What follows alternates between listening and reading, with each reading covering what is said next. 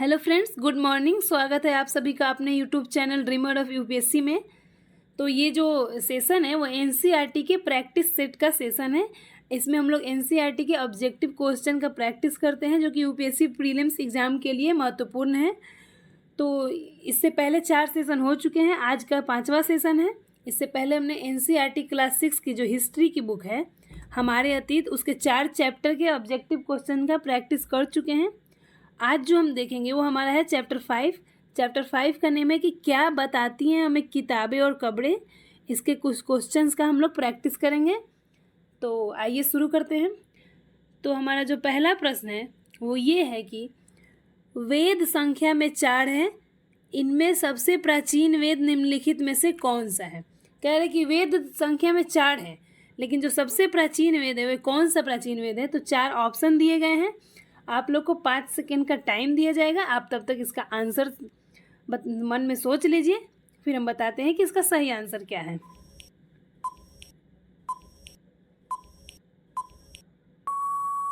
तो देखिए इसका जो सही आंसर है वो है ऋग्वेद। जो ऋग्वेद है वो सबसे प्राचीन वेद है। ये 4 वेद की संख्या है, लेकिन इसमें सबसे प्राचीन वेद कौन सा है, ऋग्वेद। इसकी रचना लगभग 3500 वर्ष पूर्व हुआ था। ऋग्वेद की रचना कब हुई थी, 3500 वर्ष पूर्व हुई थी। ठीक है। ऋग्वेद में 1000 से अधिक प्रार्थनाएं हैं जिन्हें सूक्त कहा गया है। सूक्त का मतलब है अच्छी तरह से बोला गया। तो देखते हैं अपना दूसरा प्रश्न।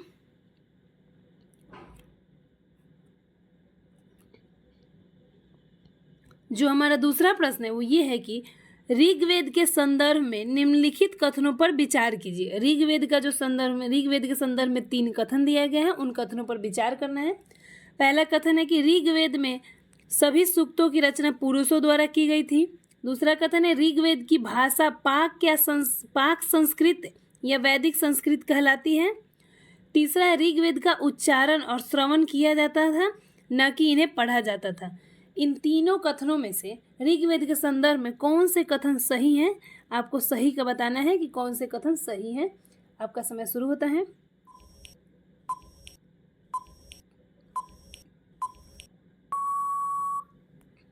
तो देखिए इसका जो सही आंसर है वो ये आपका हो जाएगा कि इन दोनों में से कौन से कथन सही हैं।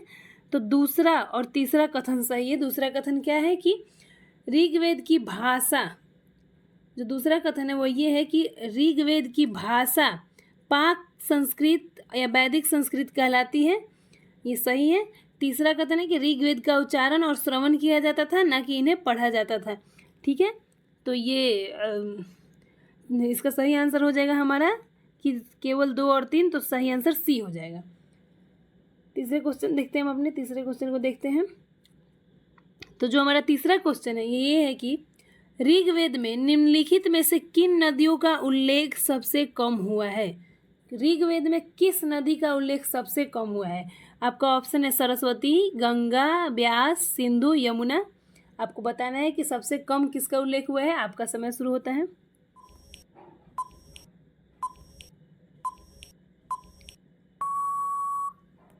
तो देखिए इनके ऑप्शन है, जो ऑप्शन का कुछ क्रम इधर उधर हो गया है, लेकिन जो इसका सही आंसर है वो ये है कि सबसे कम किस नदी का उल्लेख हुआ है। तो गंगा और यमुना का। ठीक है। गंगा और यमुना का सबसे कम मतलब कम उल्लेख हुआ है, लेकिन सिंधु और उसकी सहायक नदियों का वर्णन बहुत बार हुआ है। तो इसका सही आंसर है 3 और 4 जिसमें है वो है सी। ठीक है। तो इसका सही आंसर हो जाएगा सी। अपना दूसरा प्रश्न देखते हैं। प्रश्न नंबर 4 कह रहा है कि चरक संहिता निम्नलिखित में से किससे संबंधित है। बहुत आसान सा प्रश्न है। आपका समय शुरू होता है। आप बताइए।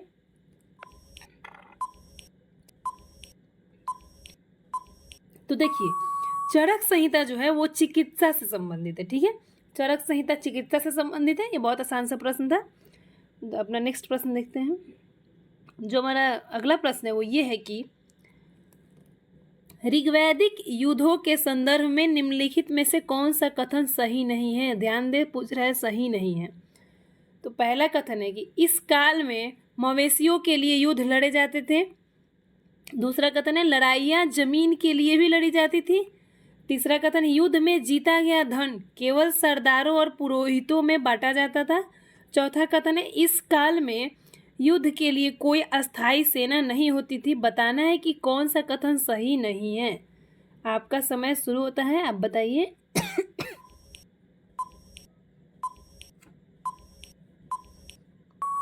तो देखिए, इसका जो आंसर है उसको हम लोग आंसर जानने से पहले एक बार फिर से कथन पढ़ते हैं। तो पहला जो कथन है कि इस काल में मवेशियों के लिए युद्ध लड़े जाते थे, ये सही बात है। ऋग्वैदिक काल में मवेशियों के लिए युद्ध हुआ करते थे। और जो दूसरा कथन है कि जमीनों के लिए भी लड़ी जाती थी, ऋग्वैदिक काल में जमीनों के लिए भी लड़ाइयाँ होती थी, सही बात है। तो जो तीसरा कथन है वो ये है कि युद्ध में जीता गया धन केवल सरदार और पुरोहितों में बांटा जाता था। तो ये बात तो सही है कि केवल सरदार और पुरोहितों में धन बांटा जाता था, लेकिन केवल सरदार और पुरोहितों में बांटा जाता था ये गलत बात है। बल्कि जो कुछ धन यज्ञ के, मतलब इसमें से कुछ धन यज्ञ के लिए भी यूज होता था, सिर्फ सरदार और पुरोहितों में नहीं बांटा जाता था, तो ये कथन गलत है। चौथा कथन है कि इस काल में युद्ध के लिए कोई अस्थायी सेना नहीं होती थी, ये बात तो सही है। तो इसका सही आंसर हो, क्या पूछ रहा है कि कौन सा कथन सही नहीं है, तो कथन सी नंबर सही नहीं है, तो इसका आंसर सी होगा। अगला प्रश्न देखते हैं। अगला प्रश्न है कि ऋग्वैदिक काल में काम के आधार पर वर्गीकृत दो समूहों पुरोहित एवं राजा के संदर्भ में कौन सा कथन, निम्नलिखित कथनों पर विचार कीजिए। ऋग्वैदिक काल में जो दो समूह थे, पुरोहित और राजा, उनके संदर्भ में कथन दिए गए हैं, उन पर विचार करना है। पहला कथन है कि पुरोहित, जिन्हें कभी कभी ब्राह्मण कहा जाता था, तरह तरह के यज्ञ और अनुष्ठान करते थे। दूसरा कथन है, राजा महलों में रहते थे और शासन के लिए कर वसूल करते थे। आपका समय शुरू होता है, आप बताइए इसका सही आंसर क्या होगा।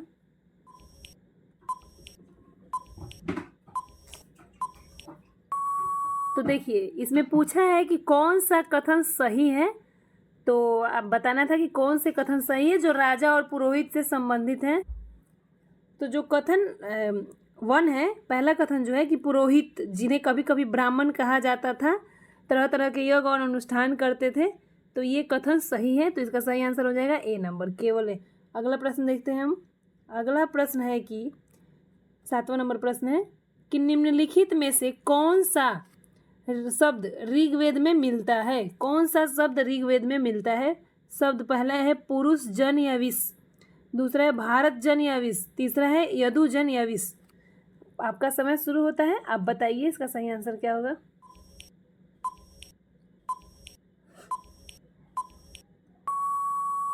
तो देखिए, इसका जो सही आंसर है वो तीनों है।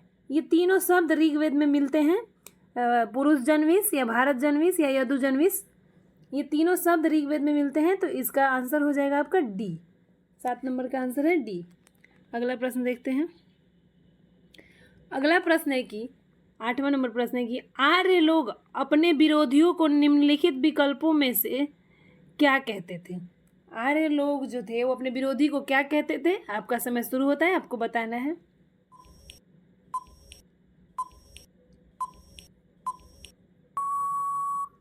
तो देखिए, इसका जो आंसर है कि आर्य लोग अपने विरोधियों को क्या कहते थे, तो वो अपने विरोधियों को दस्यु कहते थे, दस्यु। ठीक है, आर्य लोग अपने विरोधियों को दस्यु कहते थे। अगला प्रश्न जो है हमारा वो 9वां नंबर प्रश्न है कि निम्नलिखित में से कौन सा चिन्ह जमीन के भीतर महापाषाणिक कब्रों को दर्शाते हैं। पहला है गोलाकार सजाए हुए पत्थर, दूसरा है अकेला खड़ा हुआ पत्थर, तीसरा है पत्थरों के बड़े चबूतरे। तो इसमें से बताना है कि इन तीनों में से कौन से जमीन के भीतर की महापाषाणिक कब्रों को दर्शाते हैं। आपका समय शुरू होता है।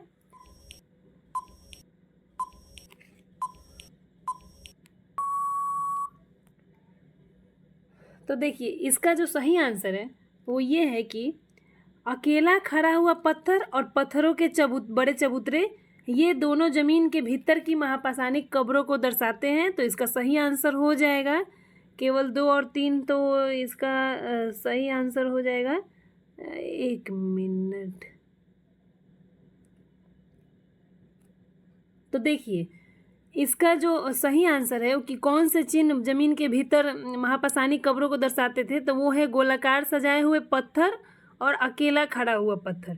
ये जो दोनों चीज़ें वो जमीन के भीतर के महापाषाणिक कब्रों को दर्शाते हैं, तो इसका सही आंसर हो जाएगा बी, केवल 1 और 2। अगला प्रश्न देखते हैं हम अपना। जो हमारा अगला प्रश्न है वो 10वां नंबर प्रश्न है कि सभी महापाषाणिक कब्रों में कुछ समानताएं हैं। सामान्यतः मृतकों को खास किस्म के मिट्टी के बर्तनों के साथ दफनाया जाता था। इन्हें बर्तनों में से निम्नलिखित में से किस नाम से जाना जाता था? मतलब कि जो महापाषाणिक कब्रें हैं उनमें कुछ कुछ इक्वालिटी हैं, और इन जो मतलब कि कब्रों में जो मृतकों को दफनाया गया है उनमें सभी में एक खास किस्म की मिट्टी के बर्तनों के साथ दफनाया जाता था। तो इन्हें मतलब जो बर्तनें हैं उनको किस नाम से जाना जाता था, यही आपको बताना है। 4 ऑप्शन दिए गए हैं, आपको 5 सेकंड का टाइम दिया जा रहा है, आपका समय शुरू होता है।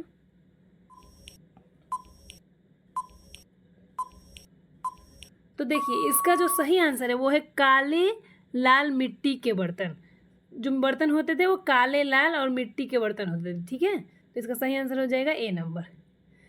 तो इसी के साथ हमारा समाप्त होता है प्रश्न। एनसीईआरटी के जो चैप्टर 5 का क्लास 6 की जो बुक है, चैप्टर 5 का जो प्रैक्टिस सेट है वो समाप्त होता है। अगर आप लोग को वीडियो अच्छा लगा हो तो प्लीज़ लाइक शेयर और सब्सक्राइब कीजिए, और आप लोगों का 10 में से कितने क्वेश्चन सही हुए कमेंट करके ज़रूर बताइएगा, और इसको कंटिन्यू वॉच कीजिए। Thank you. लाइक शेयर ज़रूर कर दीजिएगा। Thank you so much.